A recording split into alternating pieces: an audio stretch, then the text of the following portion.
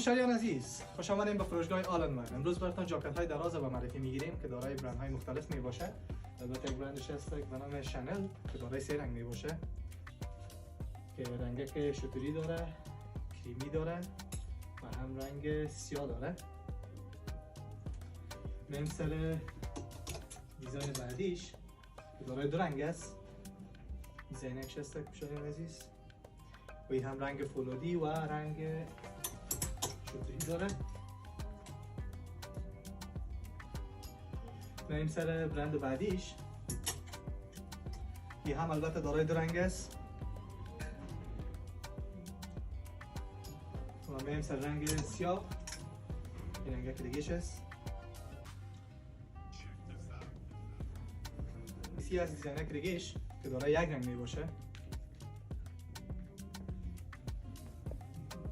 مشتریان عزیز، به مناسبت از اینکه گلبار سنتر حال دومش دیکوریشن میشه و مدت نامعلومه دکان‌های ما بسته می باشه، بنابراین قیمت‌ها را خیلی ارزان زدیم. 12 سلبونی قیمتش است و مشتریانی که میخواین لباس‌های دلخواه خود را خریداری کنند با قیمت‌های ارزان پس از فروشگاه آلنمن دیدن می‌کنند.